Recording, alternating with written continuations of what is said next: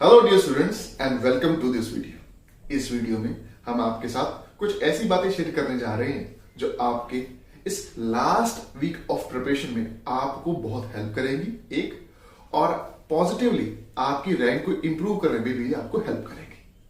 हम पूरे अच्छे से ये यकीन रखते हैं कि आप सभी के सभी इस दौरान खूब रिवीजन कर रहे होंगे, खूब पढ़ाई कर रहे होंगे और अपने कंसेप्ट्स को फिर दोबारा रिवाइज करके अपने आप को इंप्रूव कर रहे होंगे।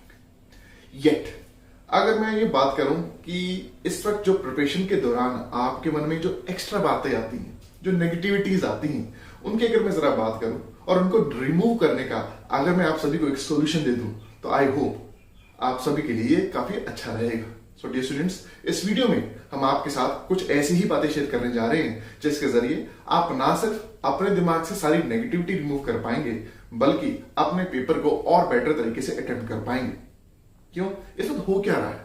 इस वक्त है क्या कि आज से अराउंड अगर मैं 10 साल पहले की बात करूं तो आज से अराउंड 10 साल पहले अवेलेबिलिटी भी कम थी, हर चीज की, नोट्स की अवेलेबिलिटी कम, वीडियोस की अवेलेबिलिटी कम, हर चीज की अवेलेबिलिटी कम थी। फिर भी लोग कम टेंशन में, कम नेगेटिविटीज में अपना पेपर तैयार करते थे और क्वालिफाई कर लेते थे। इस वक्त क्या है कि ज्यादा नेगेटिविटी है, ज्यादा कंफ्यूजन है और सब कुछ ही ज्यादा है। हर एक क्वेश्चन का सॉल्यूशन आपको YouTube पे मिल जाता है, हर कंसेप्ट आपको YouTube पे मिल जाता है, हर चीज आपको गूगल पे मिल जाती है। फिर भी इस वक्त हम इतने ज्यादा परेशान क्यों हैं? क्योंकि इतनी तैयारी के बावजूद भी हमें कंफ्यूजन रहती है। सो डियर स्टूडेंट्स, इस वीडियो में अगर मैं आप सबसे जितनी बातें डिस्कस करूंगा तो मैं ये सोच के करूंगा कि इस वक्त जितने भी बच्चे इस वीडियो को देख रहे हैं वो 3 हिस्सों में हैं। या तो वो बच्चे जो बिल्कुल फोकस्ड हैं और उनको बिल्कुल मन पक्का हो चुका है कि मेरी सिंगल डिजिट रैंक आने वाली है, या वो बच्चे जिनको पक्का है कि सिंगल डिजिट ना सही मेरा जीएफ तो पक्का हो जाएगा, या फिर वो बच्चे जिनको है कि यार चलो तैयारी जैसी मर्जी है, मेरा नेट पक्का हो जाएगा। सो आप अगर इन तीनों में से कोई एक हैं तो आपके लिए ये वीडियो बहुत ज्यादा अच्छी होने वाली है। डियर स्टूडेंट्स, इस पूरे वीडियो में हमारा ध्यान सिर्फ एक बात पे रहेगा। हम आपके साथ एक 3 सूत्रीय फॉर्मूला डिस्कस करने जा रहे हैं जिसे हम नाम देंगे 3M का। जी हाँ, 3Ms। सर ये 3M क्या है? 3Ms में सबसे पहली चीज, पहला M है मशीन, दूसरा M है मोटिवेशन एंड तीसरा M है हमारा सबका प्यारा मैथमेटिक्स। जी हाँ, सबसे पहले पॉइंट पे अगर मैं आप सबसे बात करूं वो है मशीन। अब आप कहेंगे सर किस मशीन की आप बात कर रहे हैं? डियर स्टूडेंट्स, ये वो मशीन है जिस मशीन पे आपने सभी ने जाके अपना एग्जाम देना है। ये वो टेक्नोलॉजी है जिसके जरिए आप सभी ने अपने एग्जाम को अटेम्प्ट करना है। जी हाँ, मैं बात कर रहा हूं उस कंप्यूटर स्क्रीन की जिसके ऊपर आपने अपना पेपर अटेम्प्ट करना है। मैं पूरी गारंटी से ये कह सकता हूं कि कई सारे बच्चे इस वीडियो को जो देख रहे हैं वो ऐसे होंगे जिन्होंने अभी तक एनटीए की वेबसाइट के ऊपर वो जो डेमो वीडियो एनटीए वालों ने डाला हुआ है जिसमें उन्होंने एक एक चीज को एक्सप्लेन किया हुआ है कि कैसे पेपर अटेम्प्ट करना है और क्या चीज कैसी होती है, मोस्टली बच्चों ने अभी तक उस वीडियो को नहीं देखा होगा। डियर स्टूडेंट्स, अगर आपने वो वीडियो नहीं देखा है तो अभी के अभी इस वीडियो को चाहे यहीं बंद कीजिए, उस वीडियो को देखिए, और अगर नहीं तो इस वीडियो को खत्म करने के बाद उसे जरूर देखिए ताकि आप जान सकें कि एक्चुअली आपने पेपर अटेम्प्ट कैसे करना होता है। डियर स्टूडेंट्स, उस वीडियो में आपके साथ एनटीए वालों ने हर कलर स्कीम के बारे में आपको बताया हुआ है। हर कलर स्कीम में कि किस कलर का क्या मतलब है, किस बटन को आपने दबाना है, किस बटन को आपने पेपर में नहीं दबाना, ये ध्यान रखिएगा। वहां पे जब आप जाएंगे तो देखेंगे वहां कई सारे ऐसे ऑप्शंस हैं जैसे सेव करना, सेव एंड नेक्स्ट करना, मार्क फॉर रिव्यू करना। कैसे ये सारे की सारी चीजें अगर आपको पहले ही पता हो तो आप अपने एग्जाम को बहुत अच्छे से अटेम्प्ट कर सकते हैं। डियर स्टूडेंट्स, हमारी तरफ से आप सभी को एक रिक्वेस्ट है कि जाइए और एक बार जरूर उस डेमो टेस्ट को जरूर जाके अटेम्प्ट कीजिए, और ध्यान रखिए इतने अच्छे से उसे अटेम्प्ट कीजिएगा, इतने अच्छे से उस डेमो वीडियो को देखिएगा कि आप सभी के मन में वो पूरा का पूरा वो जो डेमो वीडियो है छप जाए, एनग्रेव हो जाए आपके दिल में, ताकि आप पेपर के दौरान अपने सिर्फ मैथमेटिक्स पे ध्यान दे सकें और ऐसे किसी और चीज पे टाइम वेस्ट ना करें। पहली चीज थी आपका M द मशीन। अब हम दूसरे M की बात करते हैं। अब दूसरा M है हमारा मोटिवेशन का। डियर स्टूडेंट, अब अगर हम मोटिवेशन की बात करें ये लास्ट वीक ऑफ प्रिपरेशन है आपका। तो हम यहाँ पे आपको इस तरह से मोटिवेट नहीं करना चाहते कि हम आपको कोई अच्छी स्टोरी सुना दें, कोई ऐसी बात बता दें कि आप इतने ज्यादा एनर्जाइज हो जाएं कि आप कोई ऐसा टॉपिक उठा लें जो आपने अभी तक नहीं पढ़ा हुआ और आप अपने उन टॉपिक्स को बिल्कुल ही छोड़ दें जो आपने अच्छे से पढ़े हुए। जी नहीं, हम आपको ऐसे मोटिवेट नहीं करना चाहते। इस वक्त जो मोटिवेशन होगी बड़ा ही पेपर फोकस्ड होगी और उस तरीके से होगी कि आपको हेल्प कर सके। डियर स्टूडेंट, इस लास्ट वीक में हम अपने पिछले 10-15 साल के एक्सपीरियंस से बता सकते हैं कि जब जब एग्जाम का जो लास्ट वीक आता है ना, लास्ट वीक ऑफ प्रिपरेशन आता है, इस वक्त हमें 3 तरह के बच्चे मिलते हैं। पहले वो बच्चे जो लास्ट वीक में इतना एक्सट्रीम हार्डवर्क कर जाते हैं कि उन्होंने चाहे पहले कुछ काम ना किया हो, थोड़ा ही काम किया हो, लेकिन लास्ट हफ्ते की मेहनत से वो अपना नेट का पेपर निकाल जाते हैं। दूसरे वो बच्चे आते हैं जो कांस्टेंट परफॉर्मर्स होते हैं, पहले भी अच्छा करते थे, अब भी अच्छा करेंगे, पेपर में भी अच्छा करेंगे और वो सब उनका सही हो जाएगा। तो ये पहले दोनों टाइप के बच्चों को किसी मोटिवेशन की जरूरत नहीं है, आप सीधा मैथमेटिक्स पे ध्यान दीजिए। लेकिन तीसरी तरह के बच्चे, वो बच्चे जो पिछले 6 से 8 महीने से खूब मेहनत कर रहे हैं और इतनी मेहनत कर रहे हैं कि इस वक्त उन्हें थोड़ी थकान महसूस होने लग गई है, थोड़ी सी नेगेटिविटी महसूस होने लग गई है। ऐसे बच्चे जो अपने पेरेंट्स, अपने फ्रेंड्स से ये बात करना शुरू कर चुके हैं कि यार अगर मेरा नेट ना हुआ, अगर मेरा जेएफ ना हुआ तो मैं बीएड कर लूंगी, तो मैं बीएड के बाद मास्टर गार्डर, लेक्चर गार्डर या किसी टीजीटी पीजीटी के एग्जाम को दे दूंगी। ठीक है ना, ऐसे बच्चों से मैं बात करना चाहता हूँ। डियर स्टूडेंट, देखिए मैं बीएड को बुरा नहीं कह रहा, वो एक बहुत अच्छी चीज है, जो करे उसको अच्छा से करना चाहिए। लेकिन मैं आपको ये कह रहा हूं कि एंड मोमेंट पे आपको आके अपना गोल चेंज नहीं करना चाहिए। क्यों? होता क्या है कि आप अपने पिछले 6-8 महीने से खूब तैयारी कर रहे हैं, अपने पेरेंट्स से, अपने भाई बहन से, अपने फ्रेंड से बड़े अच्छे से बातचीत कर रहे हैं, उनको कह रहे हैं कि मैं पक्का नेट निकालूंगी, मैं पक्का जेएफ निकालूंगी, मैं पक्का कुछ बेटर करके दिखाऊंगी। एंड लास्ट मोमेंट में आके आप क्योंकि खुद को संभाल नहीं पा रहे, आप ना सिर्फ अपना ड्रीम तोड़ रहे हैं बल्कि उनका भी ड्रीम तोड़ रहे हैं।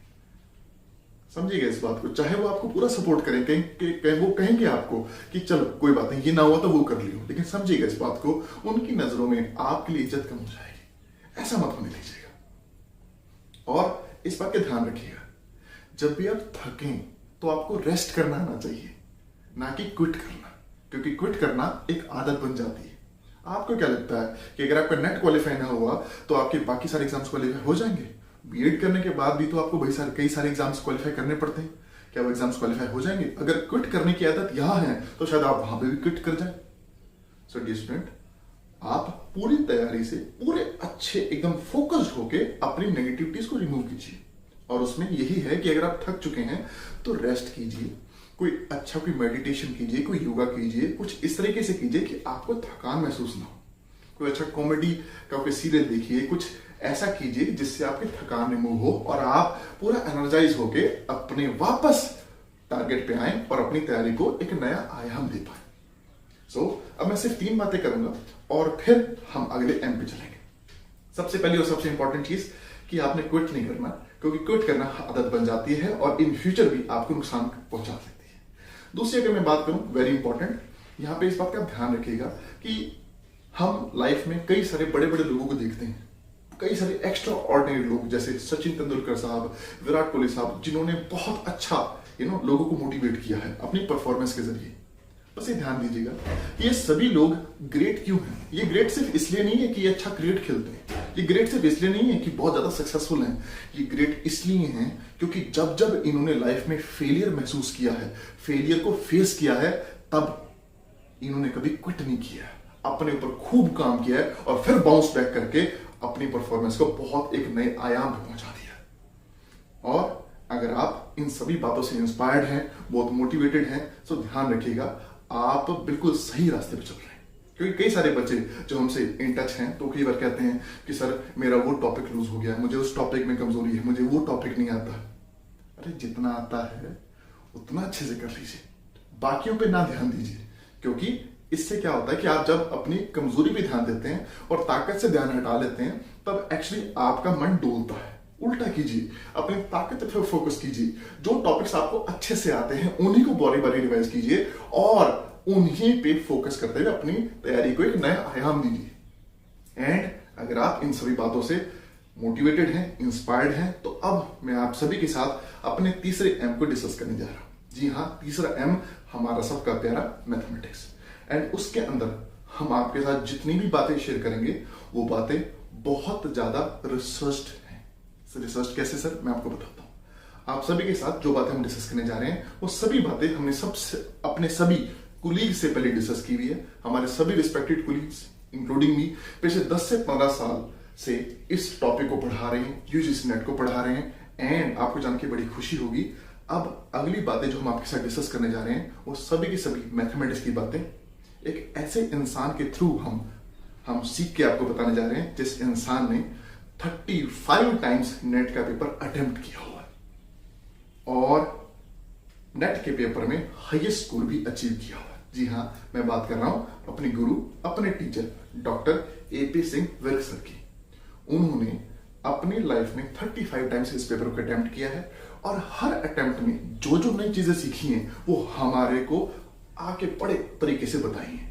आज मैं वो सभी बातें आप सभी के साथ इस तीसरे एम मैथमेटिक्स में डिस्कस करने जा रहा हूं। तो चलिए अब थर्ड एम को डिस्कस करते हैं। अब जब हम मैथमेटिक्स की बात करते हैं तब उसमें हम आपके साथ ना 3 बड़ी मेन बातें करेंगे। लेकिन 3 मेन बातों से पहले एक बात का ध्यान रखिएगा, अब आपने जब पेपर देना है, अब आप पेपर में जब सबसे पहले अपने कंप्यूटर को देखेंगे, क्वेश्चंस को देखेंगे, ध्यान रखना रिमेंबर द स्क्रीन। अपनी स्क्रीन पे लिखी हुई हर बात को ध्यान रखना, इस बात को नहीं भूलना। और अब वो 3 बातें जिनके जरिए आप अपने मैथमेटिक्स में अपने स्कोर को इंप्रूव कर पाएंगे एंड वी पॉजिटिव होप आप अपना बेस्ट दे पाएंगे। सबसे पहले और सबसे इंपॉर्टेंट बात, हम आपके साथ जितना भी बात डिस्कस करेंगे उसमें सबसे पहली चीज इस बात का अपने ध्यान रखना है कि आपने कभी भी किसी क्वेश्चन में अटकना नहीं। अगर आप अटके कोई बात नहीं, उसको वहीं छोड़े।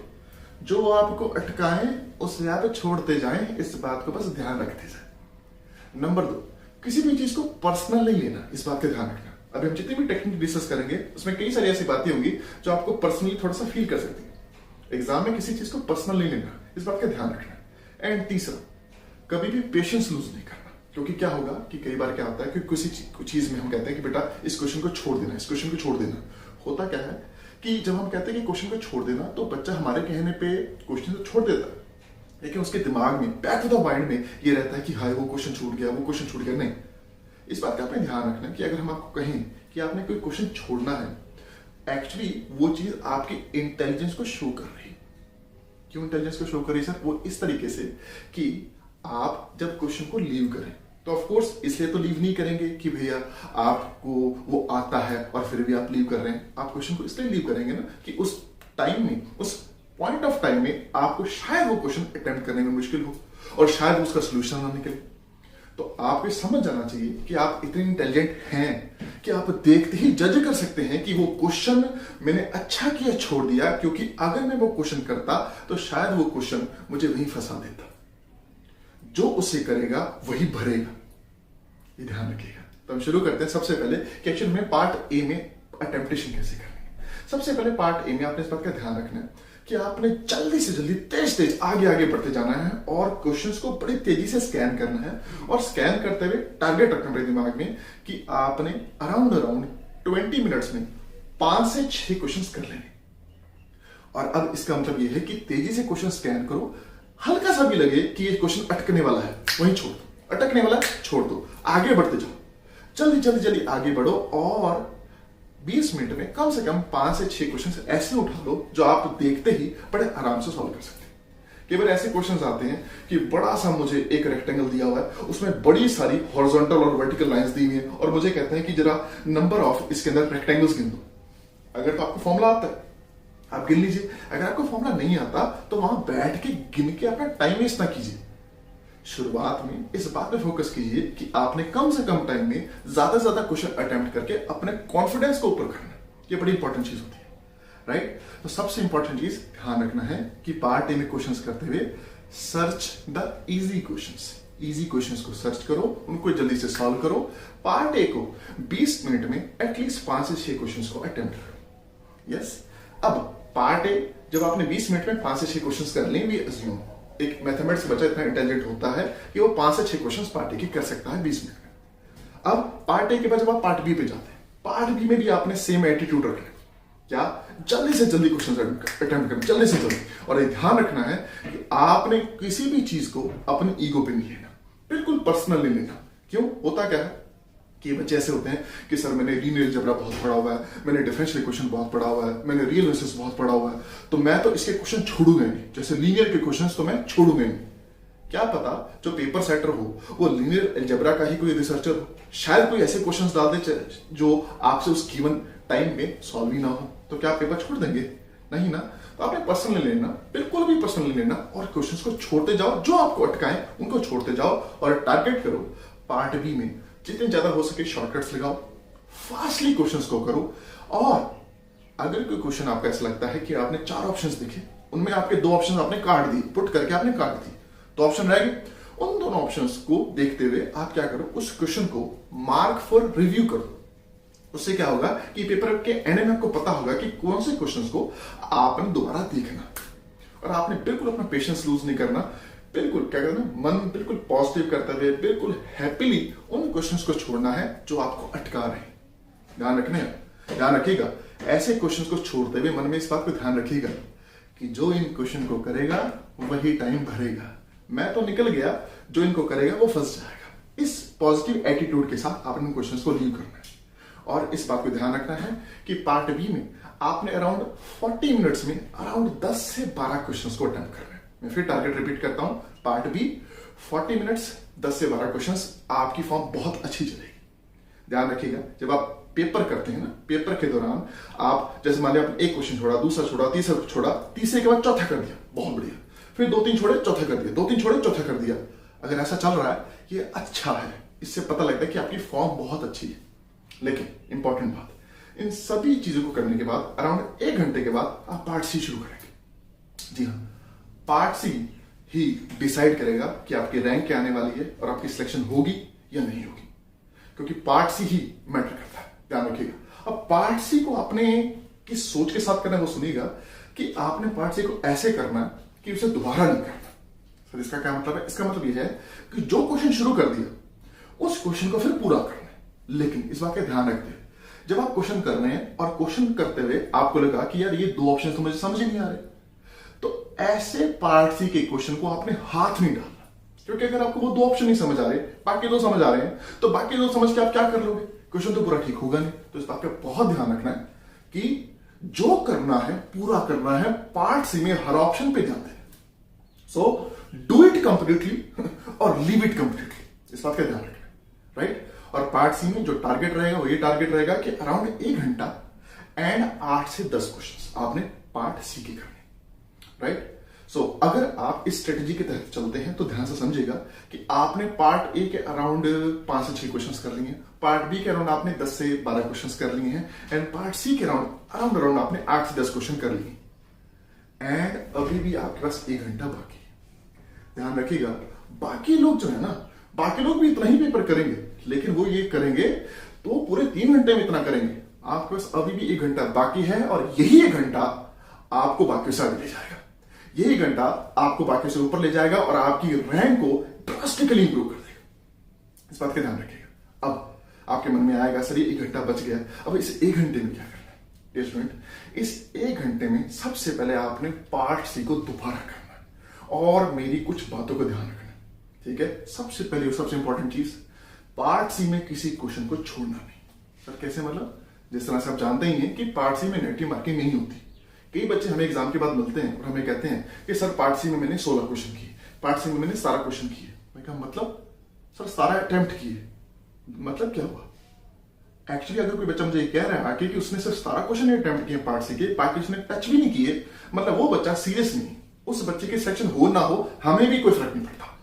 अरे जब हमारे को एनटीए वालों ने इजाजत दी है कि पार्ट सी में कोई नेगेटिव मार्किंग नहीं है, तो वो हमें इजाजत दे रहे हैं कि हम अपनी इंट्यूशन, अपनी इंटेलिजेंस को यूज करके, थोड़ी गेसिंग पावर को यूज करके बाकी ऑप्शंस को हम मार्क कर पाए। तो इस चीज का फायदा उठाएं एंड पार्ट सी के किसी क्वेश्चन को छोड़ के ना आए। ध्यान रखिएगा। वैसे ही बात करता हमें अच्छा नहीं लगता, लेकिन फिर भी एज अ मेंटर, एक एज अ टीचर जो इस एग्जाम को पढ़ा रहा है, एज अ मेंटोर मैं आपको कहूंगा कि प्लीज ये ध्यान रखिएगा कि वहां पे अगर आप गेस कर रहे हैं, स्पेशली पार्ट सी में, तो वो गेसिंग को आप किसी को चीट नहीं कर रहे हैं। एक्चुअली ये कॉम्पिटेटिव एग्जाम है, ये कोई एमएससी का एग्जाम थोड़ी है कि आप किसी को चीट कर रहे हैं। बाकी लोग भी ये कर रहे हैं तो आप क्यों नहीं करते? तो प्लीज इस बात का ध्यान रखिएगा कि पार्ट सी में आपने कोई क्वेश्चन छोड़ना नहीं। अब पार्ट सी के लगभग सारे क्वेश्चंस करने के बाद 20 के 20 क्वेश्चन आपने अटेम्प्ट करने हैं। और कई बार बच्चे पूछते होते हैं कि सर फिर जो क्वेश्चन रह गए उनमें कौन सा ऑप्शन मार्क करूं? अपनी इंटेलिजेंस को यूज कीजिए। और मैं आपको गारंटी देता हूं कि मान लिया अगर आपने 13 क्वेश्चंस किए पार्ट सी के अपनी मेहनत से, बाकी 7 रह गए हैं, तो उन 7 क्वेश्चंस में अगर आप इंटेलिजेंटली मार्क करेंगे ना तो कम से कम भी एक क्वेश्चन तो ठीक हो ही जाएगा। इतना मुझे विश्वास है कि 2 से 3 भी जो है हो जाया करते हैं अगर आप सिर्फ इंटेलिजेंट गेसिंग करें तो भी। सो प्लीज बाकी क्वेश्चन को जरूर अटेम्प्ट कीजिएगा। और उसके बाद फिर आपने क्या करना है, पार्ट बी में आना। पार्ट बी में बड़ा इंपॉर्टेंट है कि आपने इस बात का ध्यान रखना है, आपने जो क्वेश्चन शुरुआत में मार्क किए थे, जिन्हें आपने मार्क फॉर रिव्यू किया था, उन क्वेश्चंस को बहुत ध्यान से ये देखते हुए कि यार ये 2 ऑप्शन तो हो नहीं सकते, बाकी अगर 2 ऑप्शन रह जाएं तो मैं आपको गाइड करता हूं कि दोनों में से जो आपको ठीक लगे आप मार्क कर सकते हैं। इसे तुक्का लगाना नहीं कहते कि अगर आपके बहुत सारे क्वेश्चन ठीक हो चुके हैं तो इस चीज को एक्चुअली रैंक को इंप्रूव करना भी कहते हैं। जो आपको थोड़ा सा क्लोज लगे वो आप उस ऑप्शन को आप मार्क कर सकते हैं। एंड देन आप फिर पार्ट ए पे आए और पार्ट ए में अब आप उन क्वेश्चंस को भी कर सकते हैं जिनको आपको गिनती करके करना होता है कि नंबर ऑफ रेक्टेंगल गिन लो, नंबर ऑफ ट्राइंगल गिन लो, बैठ के गिनो, कोई दिक्कत वाली बात नहीं। क्योंकि शुरुआत में क्या था, शुरुआत में आपके पास कॉन्फिडेंस नहीं होता तो आप कई बार एक आधा ट्राइंगल छोड़ भी देते, एंड में इतना कॉन्फिडेंस होता आपके अंदर, पार्ट बी आप पूरा कर चुके हो, पार्ट सी आप पूरा कर चुके हो, आपको पक्का पता है कि आपकी सिलेक्शन होने वाली है। अब जब आप गिनोगे ना आप एक अलग कॉन्फिडेंस से गिनोगे और ऐसे रेक्टेंगल ऐसे ट्रायंगल भी देख लोगे जो शायद बाकियों को दिखे भी। सो इस पूरी डिस्कशन के दौरान हमने जितना भी पेपर था सारा आपके सामने डेसेट करके रख दिया। ध्यान रखिएगा कि क्या होता है कि ना पेपर के बाद कई लोग आएंगे कहेंगे कि ये क्वेश्चन तो इस थ्योरम से हो जाएगा, ये क्वेश्चन तो इस थ्योरम से हो जाएगा, लेकिन पेपर के दौरान बच्चे को क्या फील हो रहा होता है ना वो आज हमने आपके सामने रख दिया। वी पॉजिटिवली होप कि ये सारे की सारी डिस्कशन आपके लिए बड़ी फलदायी रहेगी। बस ध्यान रखिएगा कि आपने किसी क्वेश्चन में अटकना नहीं, बिल्कुल नहीं अटकना। मेरे गुरु साहब, मेरे टीचर बड़ी अच्छी बात कहते हैं कि आकाशदीप कि कभी भी जज करना हो ना कि किसी इंसान की नॉलेज क्या है तो उसका ना एमएससी का सर्टिफिकेट देख लो, उसके मार्क्स कितने, और अगर ये जज करना हो ना कि वो इंटेलिजेंट कितना है तो ये देख लो कि एक्चुअली में उसकी नेट में रैंक कितनी आई। बड़ा ही अच्छी बात कहते हैं।